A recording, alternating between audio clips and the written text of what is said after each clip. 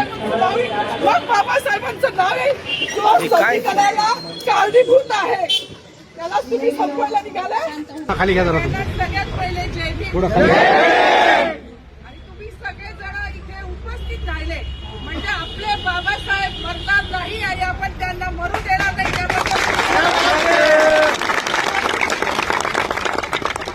ही लढाई माझी जातीवादावर किंवा त्याला अनुसरून नव्हती, ही संविधानिक होती. अजूनही आम्ही म्हणतोय की आम्हाला जवळ घ्या, आम्हाला मानव म्हणून स्वीकारा, पण यांची लायकी नाहीये. यांची लायकी यांना दाखवली पाहिजे. एखाद्या आतंकवादी आरोपी सारखे ते मला सकाळी इथे घेऊन आले, पण आपला एक प्रकारे विजय झालाय की गिरीश महाजनांवरती जातीयवादीचा गुन्हा दाखल झाला पाहिजे.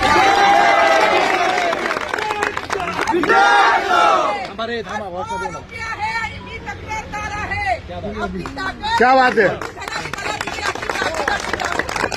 तक्रार अर्ज आपण दिला आहे, पोलीस डायरीमध्ये त्याची नोंद घेतली जाते. आपले बहुतेक नॉलेजेबल वकील देशभरात माझ्यासाठी